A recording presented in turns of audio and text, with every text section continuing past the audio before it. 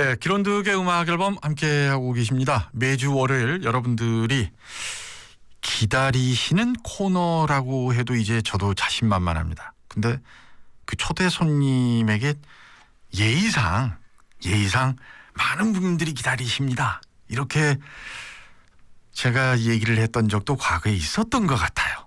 그런데 진짜 이분의 코너는 많은 분들이 기다리시죠. 로컬 큐레이터 변광섭 씨 함께합니다. 예, 진짜인가요? 진심입니다. 뭐 이렇게 모니터를 통해서 네. 확인할 수 있는 길이 없으니까 어느 순간 저한테 모니터를 이렇게 안 열어주시더라고요. 정보의 창을 차단해 버렸습니다. 예, 그래서 아주 궁금해가지고. 네. 예. 심지어는 그 너튜브 보면요, 너튜브의 검색을 CJB 청주방송 해서 변광섭 이렇게만 치셔도 변광섭 씨 코너가 쫙 올라오거든요. 근데 제가 굳이 제 이름을 끼워 넣는 이유는 많은 분들이 강하다 할 때 그 강섭 있잖아요. 변강세 할 때 그런 식으로 검색을 하시는 분들이 꽤 계세요. 그러니까 제가 네. 첫 시간대인가요? 두 번째인가요? 네. 그 마치 변강세가 조상 아니냐는 식으로 얘기하면서 제가 아주 그날 밤 잠을 못 잤는데 왜 참 발음이 네. 정확해야 될 필요가 있어요. 저는 빛광자를 쓰고요. 빛광자요? 예, 빛광자를 쓰는데 오. 빛자가 좀 불꽃섭이에요. 그러니까 이야. 광에도 빛이 있고 예. 섭에도 빛이 불꽃 튀는 거예요. 제 삶이 그렇더라고요. 정열적인 이름이시네요. 그게 좋은 것만 아닌 것 같더라고요. 그런데 일부 청취자들께서는 너튜브 올리면 좀 이건 이렇게 하고 자막 처리는 이렇게 했으면 좋겠고 디졸브라고 해서 그 화면 전환할 때 전환은 요즘 이렇게도 하는데 이렇게 하는 것도 좋고, 이건 뭘 뜻하느냐 하면 그만큼 이 코너에 관심들이 있으시다는 거거든요. 그죠? 예, 뭐 관심 있는 거는 네. 고맙고 그런데 즐거운 일이죠. 이 영상은 그 저희 방송국의 그 훌륭한 기자재를 사용하는 게 아니고 라디오 팀장이 자기가 편집해서 자기가 올려요. 그러니까 일손이 딸리니까 여러분들이 그 정도는 귀여움으로 받아들여 주시고, 또 합니까?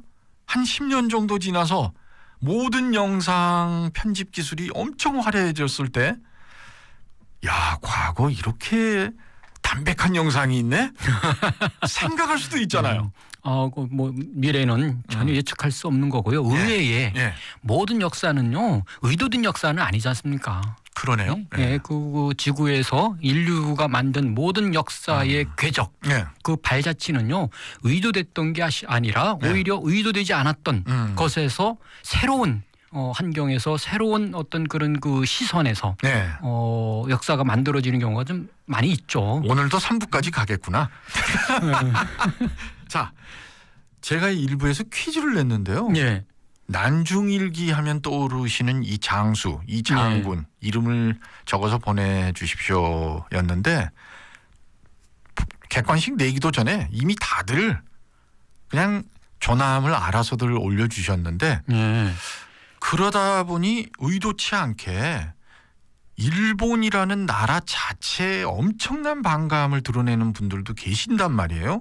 근데 제 주위만 봐도 알고 있는 일본인들이나 이 사람들이 정말 점잖고 매너 있고 그리고 참 괜찮아요. 이런 사람들이 꽤 있는데 변광섭 씨하고 왠지 어울릴 것 같은 그 일부 정치인들은 왜 그런 겁니까? 무슨 말씀이세요? 아니, 큰일 날 말씀을 하시는데, 사실은 저는 네. 한 몇 년 예. 한국과 중국, 일본 예. 3국이 함께하는 동아시아 문화도시라는 프로젝트에 총괄을 했었어요. 그것 때문에 중국과 일본 그리고 한국이 3국을 뻔질나게 들락날락거렸습니다. 그럼 일본은 지금까지 한 몇 차례 정도? 뭐 한 30여 회? 30여 회. 그럼 얼마나 많은 사람들을 만났고 그죠. 얼마나 많은 곳을 네. 다녔겠습니까? 일본뿐만 아니라 중국도 마찬가지인데요. 그런데 일부 못된 언론이 예. 변광섭 씨를 폄훼해야 되겠다. 예. 그럼 한국, 중국, 일본에서 한국과 중국은 싹 빼버리고 예. 거봐라 친일파다. 아 근데 지금 말씀하셨듯이 일본 지금도 일본 이 몇몇 분들하고 교류를 메시지를 주고받는 사람들이 있어요. 근데 제가 본 일본인 제가 만난 일본 사람들의 대부분은 정말 우리가 알고 있는 아주 나쁜 일본인들이 아니고요. 정말 되게 성실하고 또 착하고 한국을 깍듯이 예우해주는 오히려 사실은 중국 친구들은 있지 않습니까?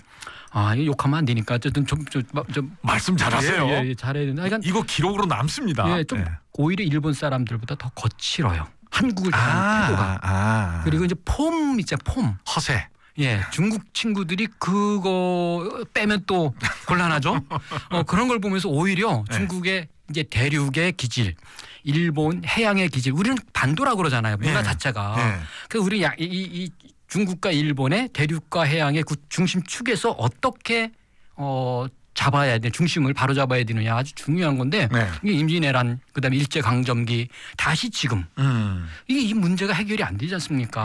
우리의 역할, 우리의 어떤 그 힘, 어떤 정신 이런 것들이 그만큼 더 중요해졌다는 거죠. 오늘 제가 퀴즈를 내기 위해서 또 어제 공부를 많이 했거든요. 과거 자료들 다 찾아보고 이 장군님 그 족적을 쫓아도 가보고 그러는 중에 여러분들에게 역사 속에 감추어진 인물들 몇 분을 꼭 알려드리고 싶은데 전라 병마 절도사를 지내신 이봉남 장군, 이런 분은 언젠가 나는 죽지만 이 장군이 틀림없이 남원을 올 것이다 믿은 거예요. 그리고 자기는 죽으면서도 무기나 식량 이런 걸 군인들만 알 수 있는, 우리 군인들만 알 수 있는 장소에 은닉을 해놔요. 아니나 달라요. 이 장군께서 남원을 도착하자마자 그곳을 갑니다. 진짜 있거든요. 근데 그런 그 급박한 상황에서 남겼던 뭐 편지라든지 이런 걸 보고 있으면 울컥하면서 한편으로는 이런 상황이라면 내가 이렇게 할 수 있었을까? 나같이 얍삽한 사람이? 절로 고개가 숙여져요. 남원 말씀을 하셨으니까 남원 가면은요. 오늘 사실은 남원 얘기는 아니지만 이제 어쨌든 그것 때문에 임진왜란 때 일본 일제와 싸워서 이렇게 그 학살되거나 이 희생된 사람이 거의 10,000명 정도 된답니다. 만인의 총이라는 게 있어요. 그것도 아세요? 자꾸 모르시는 게 없어. 남원에 지금 지금 거기 가면 그런 그 일종의 공원에서 성역화 사업을 한 곳이 있어요. 되게 참 가슴 아픈 일이죠. 그 만인의 일종의 뼈가 묻혀 있는 곳 아닙니까? 그러니까 사실은 우리 청주도 마찬가지. 일제강점기에 우리 청주 읍성이 있었어요. 읍성이 있었을 때 그때는 임진왜란 때 내륙. 그러니까 사실 바닷가에서는 이순신 장군이 있었고요. 내륙에서 이제 싸울 때 육전 최초의 승전부를 올린 곳이 우리 청주 읍성이에요. 그것 때문에 일제강점기 때 일본인들이 청주에 와서 제일 먼저 청주 읍성부터 없애버린 겁니다. 이분이 이 병광섭 씨 이분이 정말 저하고 코드가 통해요. 저 고맙습니다. 뭐냐면 아까 그 남원 얘기를 하셨잖아요. 이순신 장군의 난중일기에 이게 나와요. 그래요. 그래서 남원에서 엄청난 군량미와 무기들을 다시 확보하게 되니까 내심 속마음은 이제 기본기는 갖춰졌으니까 자신이 있었던 거예요. 그런 와중에 선조께서 그런 어이없는 유지를 딱 내려버리니까 일반 장수 같으면 기가 꺾였을 텐데 어찌저찌 해서 좌우지간 이 해전에서 수많은 승전을 거두고 하고 나중에 일본이 이걸 알게 돼요. 그래서 남원에 들어갔을 때 아까 그 10,000명이 무려 남원에서 희생됐다고 했잖아요. 그 이유가 보복 살인이에요. 학살이 벌어진 겁니다. 남원의 좌우지간 생명체는 다 척살시켜라. 그래서 진짜 그렇게 해버렸고 세월은 흐릅니다. 일제강점기 때 일본 총독부가 거의 비슷한 눈에 드러나지 않은 만행을 또 남원에서 저지르더라고요. 이런 걸 보면 참 뒤끝 장렬이고 집요해요, 이 민족이. 사실 어디 남은뿐이겠습니까? 우리 이제 지난주에 이어 오늘도 이제 전주 얘기를 하기로 했지 않습니까? 예.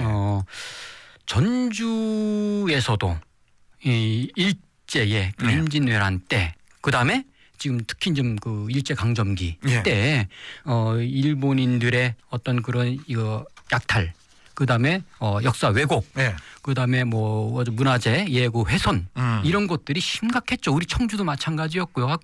곳곳에서 일제의 만행이 있었는데요. 그건 좀 어떻게 보면은 그것 때문에 우리가 사실은 역사적으로 한국과 일본의 갈등이 그 어느 때보다 지금 더 좀 사실 갈수록 좋아져야 되는데 갈수록 좋아져야 되는 게 좋은 세상 아닙니까? 그런데 갈수록 더 악화되는 것이 정말 좀 가슴이 아파요. 그런데 정치자들께서 지금 또 이러신다. 갑자기 문자를 안 보내세요. 그럼 이제 왜 안 보내세요라고 하면 듣고 있는 중입니다. 또 어떤 분은 이 코너는 듣는 게 아니라 아니 문자를 보내는 게 아니라 노트에 적는 시간이래요.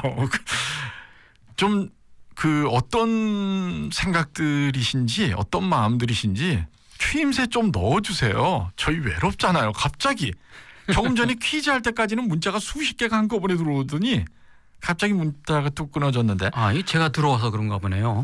그죠? 여러분 우리 병감섭 선생이 이제 자책을 하고 계십니다.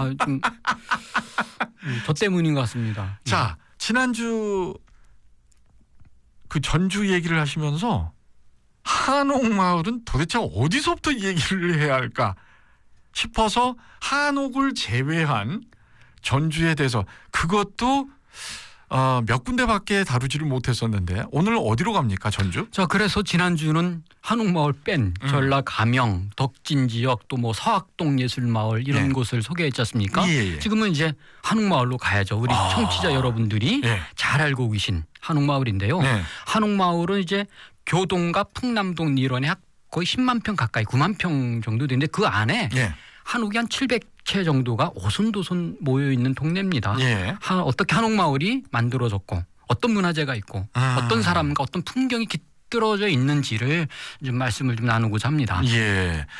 한옥마을, 한옥마을의 태동, 숨결부터 쭉 한번 훑어볼 텐데 한옥마을이 그럼 맨 처음에 어떻게 형성이 됐고 오늘날의 한옥마을하고는 형태가 좀 과거에는 달랐다고 하던데. 그렇겠죠. 그런 얘기들도 좀 해주시죠. 사실은 지난 시간에도 전주와 청주가 이렇게 서로 비교가 되는 것들이 많이 있다. 뭐 인구의 규모.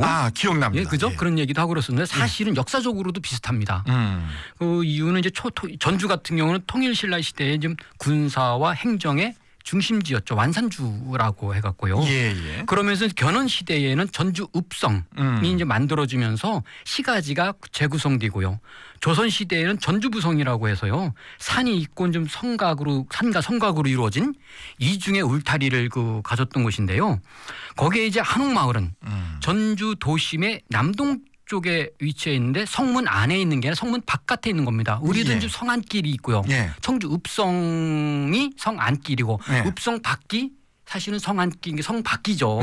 성 안이 있고 성 밖이 있듯이 한옥마을은 성문 밖에 위치해 있었던 거예요. 그러니까 성문 밖이 어떻게 이처럼 화려한 영광을 누릴 수 있었을까? 이거죠, 그죠? 일본 그 청주 읍성과 비교하면 쉽게 이해할 수 있는데요. 일제가 들어와서 이제 성문과 성벽을 훼손을 하죠. 마치 일제가 청주에 들어오자마자 제일 먼저 사대문하고 읍성을 훼손하듯이. 그리고 또 이제 일제가 그걸로 끝나는 게 세력을 확장해야 되지 않습니까? 일단 전주라는 영토를 자기네들이 점령을 해야 되지 않습니까?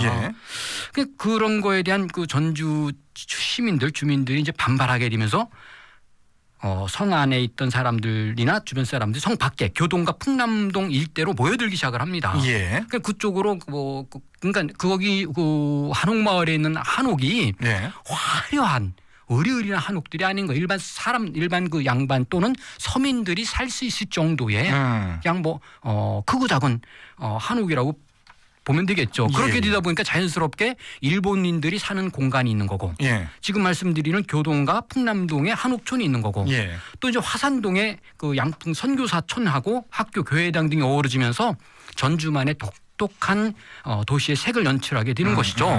그런데 문제는 이제 저는 가끔 이런 표현을 씁니다. 반전의 미학. 반전의 미학? 예, 무슨 뜻이냐면 고려의 청자가 화려하고 아름답잖아요. 그렇다고 해서 조선의 백자, 조선의 분청사기가 이렇게 그 소홀히 대접받진 않아요. 오히려 조선의 그 투박한 순수한 다랑아리라든지 백자, 분청사기가 더 귀한 대접을 받아요. 그렇죠. 기법 또는 발상의 전환을 통해서 반전의 미학, 새로운 가치를 창조한다라고 하는 것인데요. 전주 남문 동쪽으로 난 그의 그 태조로라고 하잖아요. 그래서 그 태조로를 향해 첫 발을 옮기면서 거기서부터 이제 좌우팔방의 조선 왕조의 전주 부성 백성들의 삶이 이제 갱녀처럼 진득진득하게 얽혀 있는 그런 곳. 한옥마을이 이제 펼쳐지기 시작하지 않습니까? 갱녀처럼 진득진득하게 펼쳐지는. 갱녀. 아마 그 시대도 있었을 겁니다. 일제 강점기에도. 그런데 그러니까 어쨌든 이 일제가 들어오면서 전주의 구조가 또 한 번 이제 그 바뀌기 시작하는 거고요. 그렇다고 해서 이게 다가 아니지 않습니까? 그건 일제 강점기의 그 이야기고 그 이후에 수많은 또 그 시련과 또 갈등. 자, 그 이야기 이제 태동까지 들어봤고 3부에서는 이제 본격적으로 한옥마을 속으로 여러분들과 함께 들어가 보도록 하겠습니다. 비는 내리고 있지 않습니다만 한 분께서 이 곡을 신청해 주셨어요. 곳에 따라 소나기도 오니까요. 이무진 비와 당신 2부 끝곡입니다. 잠시 뒤 3부에서 뵙겠습니다.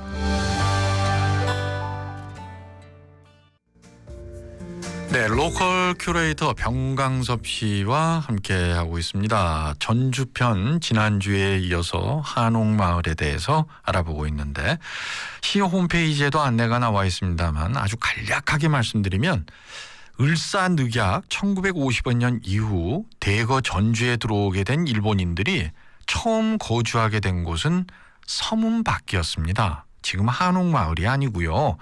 지금의 다가동 근처의 전주천변 주변인데 서문밖은 주로 천민이나 상인들의 거주 지역으로 당시 성안과 밖은 엄연한 신분의 차이가 있었습니다. 그러니까 성곽은 계급의 차이를 나타내는 상징물로 존재했던 것이죠. 그러던 게 양곡수성을 위해서 양곡수탈을 위해서죠. 전주 군산 가도가 개설되면서 성곽의 서반부가 강제 철거가 됩니다. 그리고 1911년 말 성곽 동반부가 남문을 제외하고 모두 철거가 됐는데 그러면서 전주 부성의 자치는 사라지게 되지요. 전주의 양반들이 위기의식을 느끼게 되고 일본인들이 성문 안으로 들어오는 것을 막기 위해서 전주 한옥마을터에 땅을 사기 시작하고 또 집을 짓기 시작했습니다. 그 이전부터 한옥들이 군데군데 있기는 했지만 바로 이러한 계기가 오늘날의 한옥마을의 뿌리가 되었다. 이렇게 보시는 분들도 많이 계시는데 병광섭 씨. 근데 아까 그 2부에서 청주도 그 많은 흔적들이 있고 그랬었는데 전주도 지금 비슷해요. 전주 부성의 자치가 일본에 의해서 완전히 다 이렇게 소멸되고 없어지고 하는데 전주 그 풍남성 있잖아요. 그럼 거기는 복원된 거죠. 사대문 중에서 유일하게 이게 성벽도 훼손되고 사대문도 다 훼손됐는데 청주는 다 훼손됐고 그 성벽과 사대문이 다 훼손됐고 흔적도 없이 심지어는 뭐 그 하수구로 썼어요. 그 벽돌을 저 벽돌이 아니죠. 그 돌을 활용해서 일제가 일부러 그렇게 했겠죠. 전주도 그렇게 된 거예요. 그런데 이제 풍남문, 남문이라고 하죠. 그것만 이제 일부 이제 그 훼손되지 않고 남아 있었던 거를 예. 이제 그 이 전주시와 시민들이 이제 정책적으로 이제 그 체계적으로 이제 보존해서 이제 살려낸 거고요. 예. 사실은 이제 전주 한옥마을의 가장 큰 저는 여러 번 가봤으니까는 실제로 2년 전에는 전주 한옥마을과 그 주변의 그 원도심의 정책 개발에 제가 참여했기 때문에 그 속사를 그 들여다볼 수 있었는데요. 어쨌든 한옥마을의 가장 큰 매력은 다른 그 골목길하고 달리 요즘 골목길 탐방 투어가 대세잖아요. 인기지 않습니까? 그런데 거기는 마치 그 골목길을 따라서 포도송이처럼 한옥마을이 군락을 이루고 있는 거예요. 그 공간 안에 700여 개의 크고 작은 그 한옥 건물들이 있었기 때문에요. 그러니까 결국은 골목길을 사이에 두고 사람 냄새로 가득하다는 것이죠. 그러니까 골목길 딱 들어가면은 그 전주 주민들의 삶과 풍경을 엿볼 수 있는데요.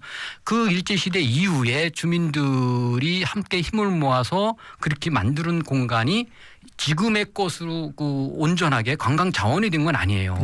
수많은 시련과 갈등이 있었죠. 그래서 제일 먼저 1977년도에 전주시가 이 풍남동하고 교동 일대를 한옥 보존지구로 지정을 합니다. 이제 제대로 이제 가꾸어 보겠다고.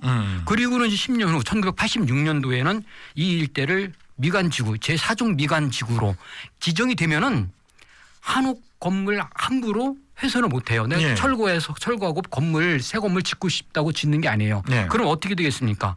재산권을 행사하려고 하는 사람이 너무 그럼 재산권 행사를 할 수 없지 않습니까? 왜? 시에서 허가를 안 내주니까. 그러니까 그거 갖고 결국은 관하고 시하고 주민 간의 갈등이 있고 또 주민끼리도 보존해야 된다. 나는 이걸 지켜서 보존하겠다라고 생각하는 시민들이 있고 하면 무슨 소리 하느냐. 한옥 갖고 뭐가 먹고 살 수 있느냐. 우리는 안 되겠다. 부수고 헐고 건물을 짓겠다라고 하는 사람들도 있고 실제로 그렇게 행동에 옮긴 사람도 있습니다. 내가 피해를 보는 한이 있더라도 벌금 물어도 나 그렇게 하겠다. 그러니까 그 마찰이 그 심각했던 것 같아요. 그래서 한옥을 지키기 때문에 규제를 강화하면 주민들이 다 죽는다고 막 항의가 빗발치니까는 1997년이죠. 거의 10년 단위로 이루어졌던 것 같아요. 전주시가 주민 항의에 백기투항합니다. 항복 선언을 하게 되는 것이죠. 그러다가 그러니까 한옥 개발, 한옥 보존에 대한 정책이 이제 그러면 이제 그 잠잠해지겠죠. 그러다가 2000년대 초에 한국의 문화 원형 하면은 일반적으로 한자가 들어가는 게 있어요. 한지, 한국 음식, 한옥, 한글, 한국 음악, 한복 이런 걸 얘기하지 않습니까? 그러나 그걸 갖다 한 브랜드라 그래요. 그 한 브랜드의 모든 게 전주 한옥마을에 있네. 이렇게 돼버리니까는 이제 전주시가 더 이제 이거를 특화시켜야겠다 해갖고는 큰 예산을 들이고 정말로 그 좀 제대로 된 정책을 하게 되는 것이죠. 그 과정에서 겪었던 갈등 때문에 한옥마을이라 그래도 한옥만 있는 게 아니라 실제로 사이사이에 적산가옥도 있어요. 일제의 것. 그다음에 일반 건물 있지 않습니까? 조화롭지 않지만 그런 것도 있는 겁니다. 그것이 바로 이 1977년, 1986년, 1997년 이렇게 이어져 오면서 갈등과 대립, 상처의 어떤 그 흔적들이죠. 근데 그 한옥마을이 이렇게 보존되고 잘 가꾸어지게 한 시민들의 힘 그리고 전주시의 뚝심 그런 걸 우리가 인정해 줄 건 인정해 줘야 되는 게요. 예전에 저도 한옥마을에 꽂혀서 많이 다녔을 때 거기 사시는 어르신들에게 얘기를 많이 들었어요. 기와 있잖아요. 기와 하나도 지금의 저 보기 좋은 검은색 기와가 아니라 예전에는 회색 시멘트 기와가 대부분이었대요. 시멘트로 만든 가짜 기와 있잖아요. 그걸 가짜 기와라고 하면 안 되고 어떤 시멘트 기와죠. 보통 옛날에 좋은 그 집에서는 가마에 구운 그죠? 가마에 구운 기와를 사용했는데 이제 특히 이제 지금으로부터 한 5, 60년 전 새마을운동 그때는 좀 뭡니까 이 초가지붕을 헐고 일반 집으로다가 좀 업그레이드 시켜야 되는데 그래도 가장 빨리 할 수 있는 게 시멘트 기와였던 거예요. 그게 싸고. 지붕 개량 사업이라고 했다고 하더라고요. 근데 다른 도시는 뭐 양옥이 2층짜리가 들어서고 하는데 전주는 100번 양보를 해서 그럼 전통기아는 안 쓰더라도 시멘트로라도 기와 흉내를 내라. 이렇게 가이드라인을 정한 시기도 있었고, 그리고 또 그 안에 이 한옥마을 둘러 다니시다 보면 좀 젊은 세대에는 불편함을 느낄 수도 있는 것 중에 하나가 편의점이 많지 않아요.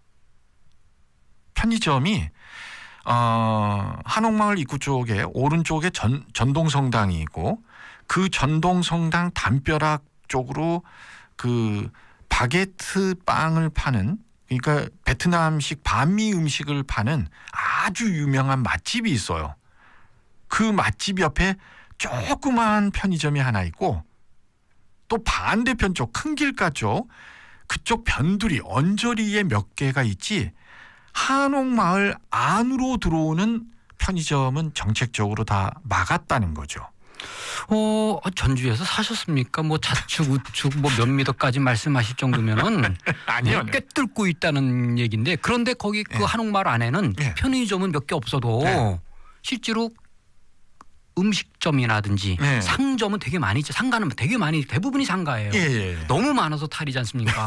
그걸 이름하여 가스트로 뭐 음식거리 뭐 이런 네. 것 해갖고 하는데, 국적불명의 음식들도 이제 지금은 들어와서 그만 뭐 애물단지가 되고 있긴 합니다만은, 어쨌든 한옥마을을 그 가꾸고, 그러니까 보존하고 네. 이걸 체계적으로 제대로 이 전주의 정신, 전주의 문화를 담은 그런 깃든 아시아의 최고의 관광도시로 만들겠다. 우리는 그거 갖고 전주의 자긍심과 자부심을 이야기하고 그거 갖고 새로운 미래를 한번 펼쳐보자라는 결의가 사실 있었던 건 틀림없죠. 맞아요. 그것이 정책으로. 네. 그건 이제 자치단체가 정책으로 간 거고요. 네. 주민들은 다짐으로. 네.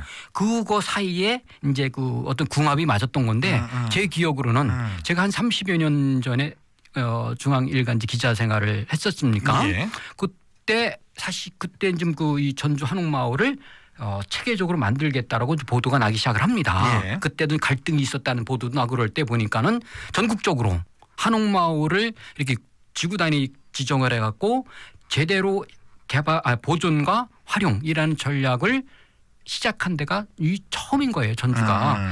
그러면서 이제 갈등도 있고, 대립도 있고, 또 새로운 도전도 있고, 이런 것들이 시련과 어떤 상처, 아픔, 그 상처 없는 역사가 없잖아요. 네. 거기에 있었던 상처 속에는 꿈과 희망과 다짐과 여러 가지 결의, 이런 것들이 다 이렇게 응축돼서 만들어진 거 아닙니까? 네. 그래서 지금의 한옥마을이 이제 탄생을 한 것이죠. 자, 2934번 애청자께서 한옥마을은 1박 2일로 가야 돼요. 여유롭게 돌아보기 위해서는. 근데 저는 갈 때마다 당일치기여서 참 아쉬웠습니다. 골목골목 한옥을 지나가면 참 정겹고 살고 싶은 생각이 절로 나더라고요. 이런 글을 보내주시면서 다음엔 1박 2일로 갈 거예요.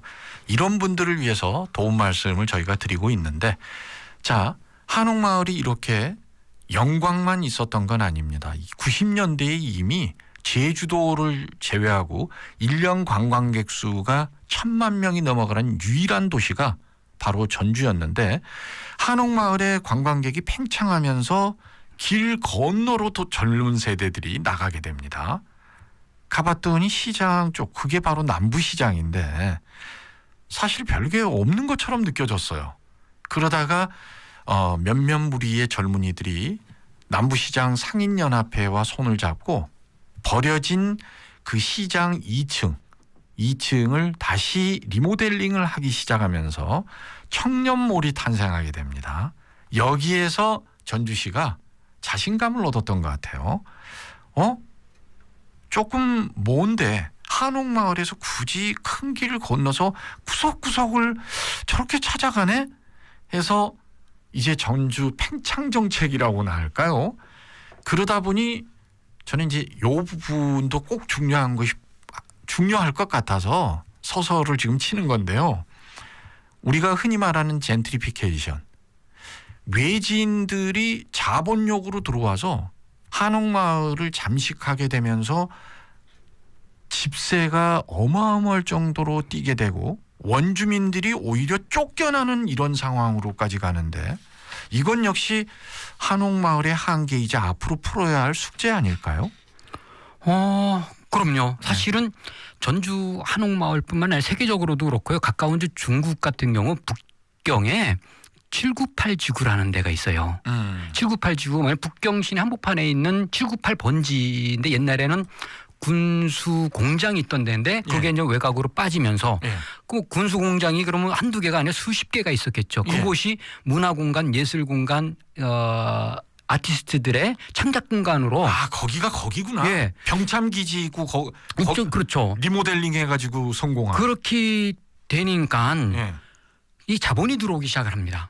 왜 전 세계에서 주목하게 되고 전 세계에 돈이 오니까 그러다 보니까 그 건물 또는 토지, 이 임대료라든지 이런 비용들이 겁나게 뛰니까 예술인들이 감당이 안 되는 거예요. 그래서 겁나게 뛰어서. 그럼 어떻게 합니까?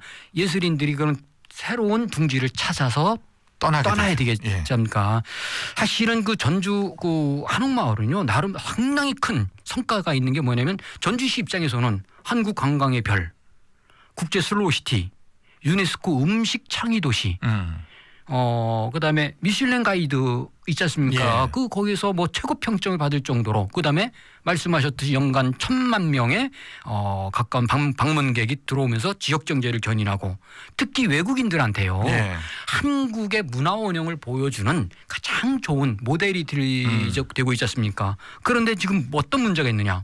지나치게 상업화가 되니까는 본질이 퇴색되는 거죠. 그게 뭐냐? 사실은 거기서 음식을 또는 잠자리를 또는 물건을 파는 사람들 입장에서는요.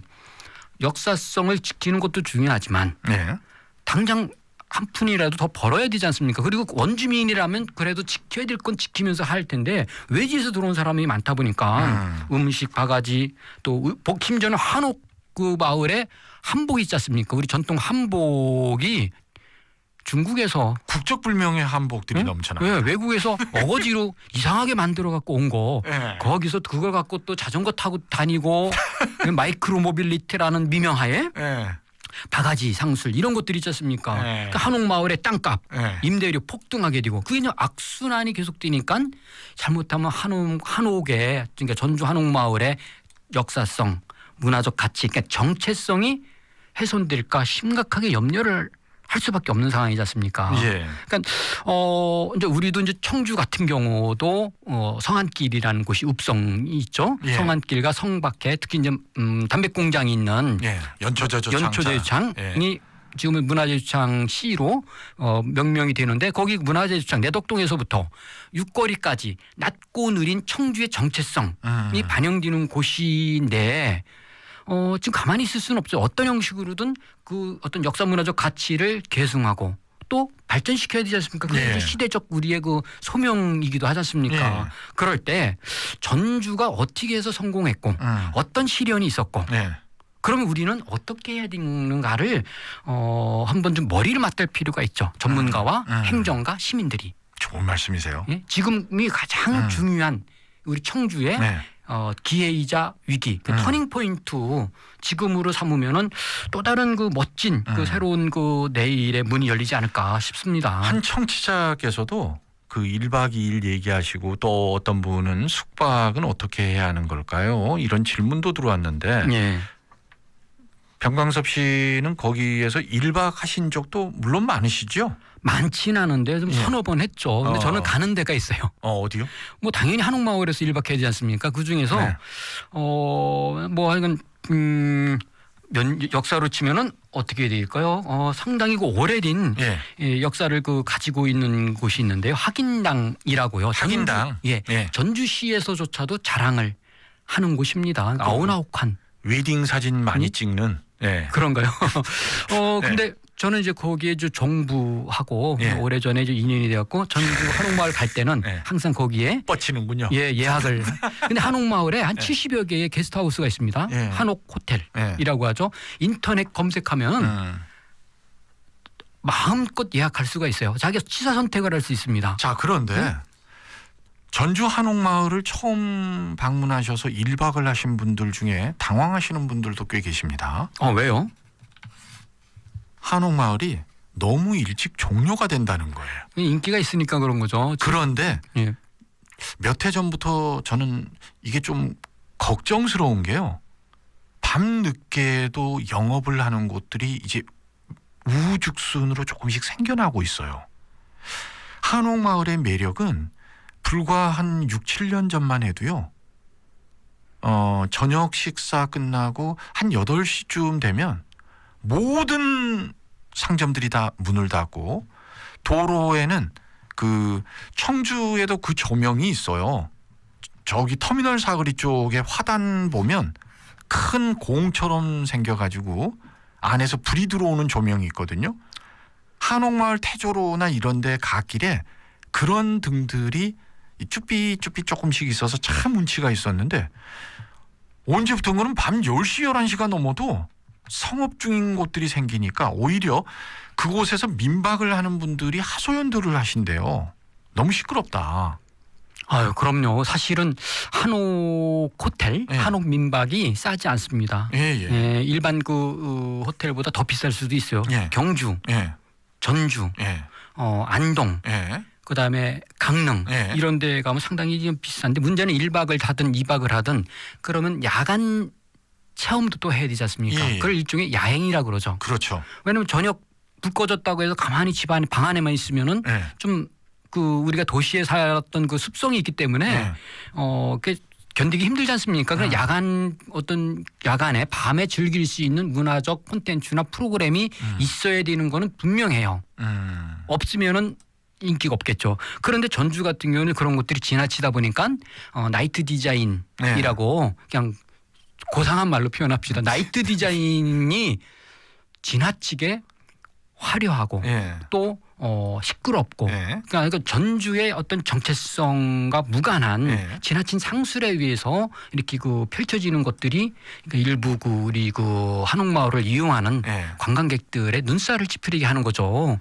그런 것들도 잘 눈여겨볼 필요가 있죠. 야간 경관을 어떻게 해야 되고 예. 야간에 즐길 수 있는 문화적 콘텐츠나 프로그램을 어떻게 개발을 해야 되고 예.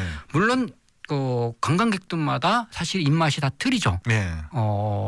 좀 그런 것들을 좋아하는 사람들이 있겠지만 그다음에 호젓하게, 예. 오붓하게, 그다음에 좀 조용하게 즐기려고 하는 사람도 있지 않습니까? 저는 그래서 수동적인 걸 좋아하시는 분, 외향적인 것을 좋아하시는 분에게 한 곳씩을 추천해드리고 싶은 게 먼저 외향적인 곳을 좋아하시고 도수 있는 물을 즐기시는 분들 한옥마을에서 걸어서 10분 거리에 있는 막걸리 스트리트라고나 할까요? 몇 군데가 있습니다.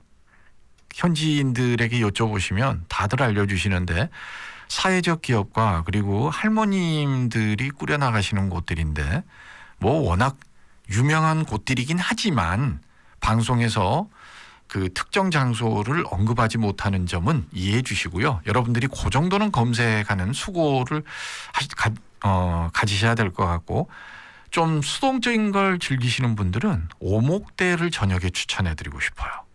예.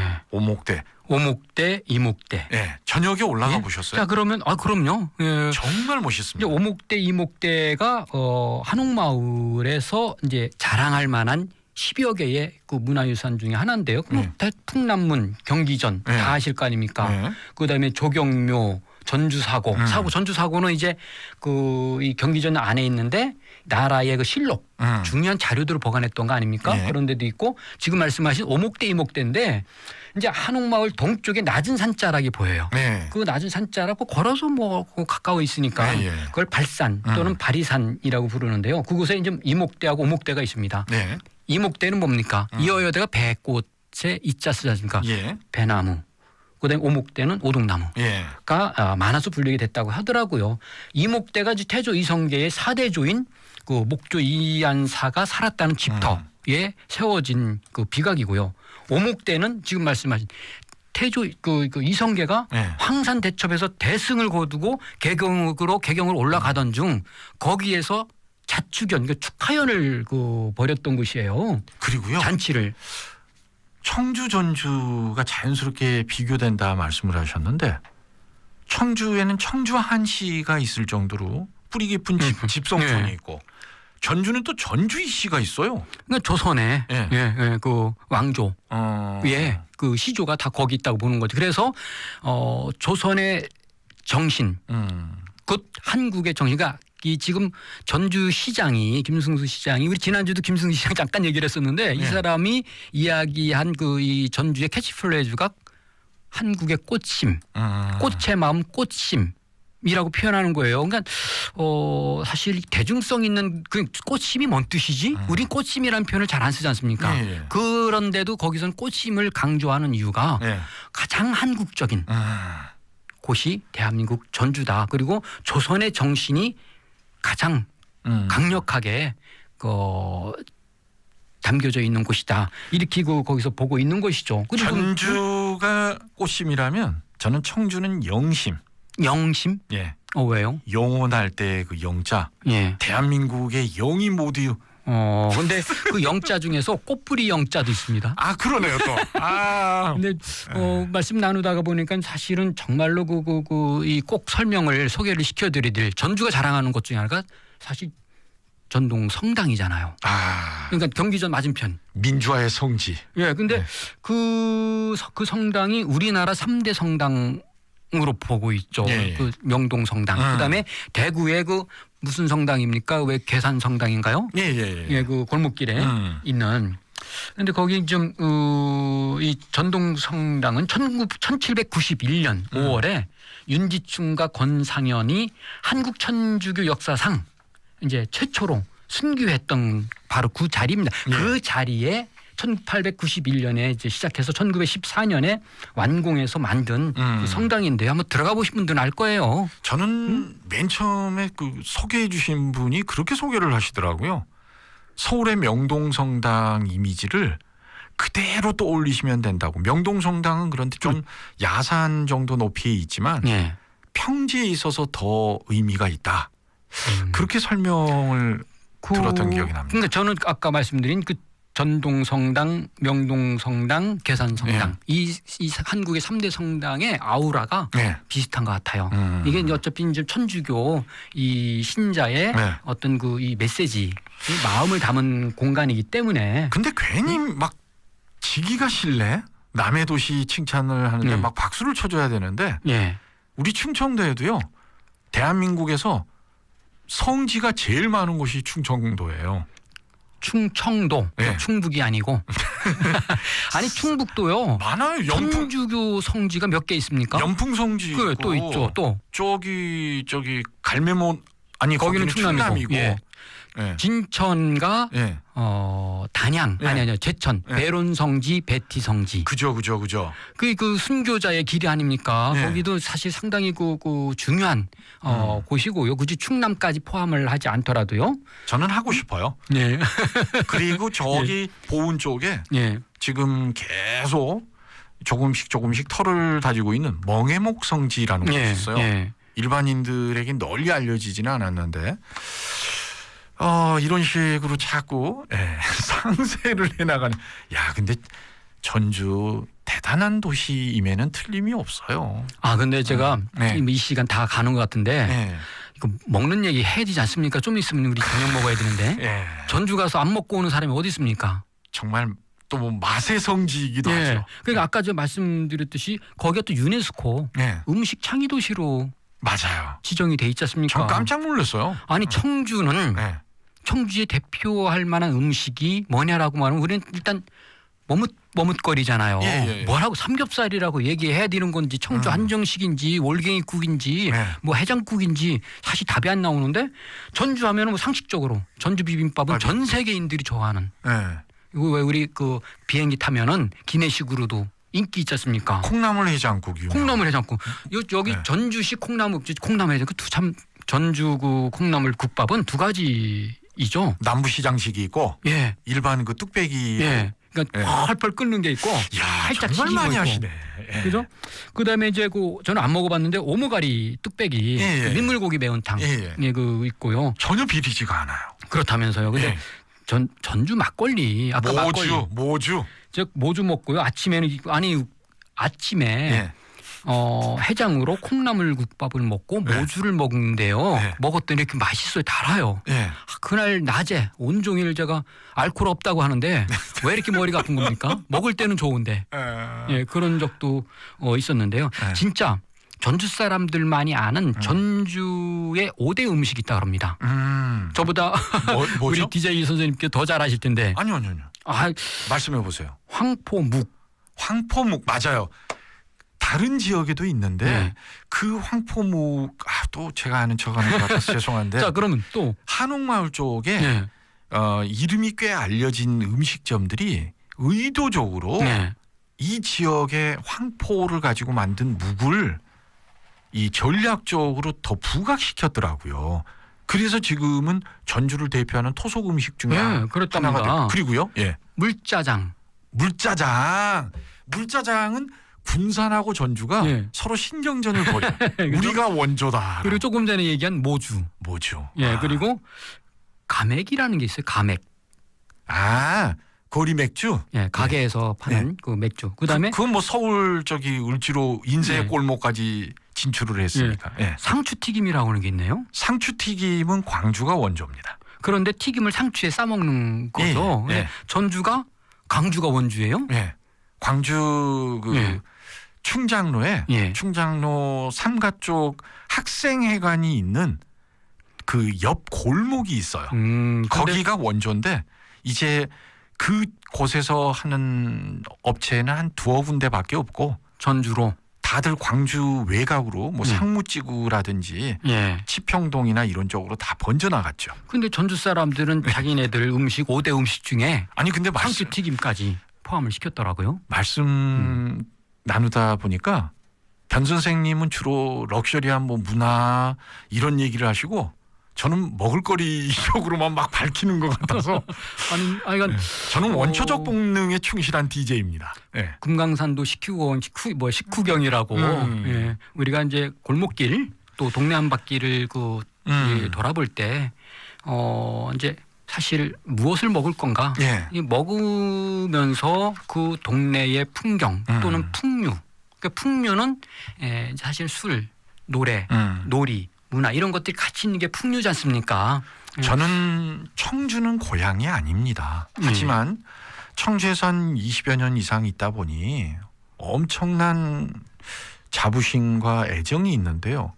저에게 지인들이 청주 가면 좀 추천해달래요. 먹을거리. 네.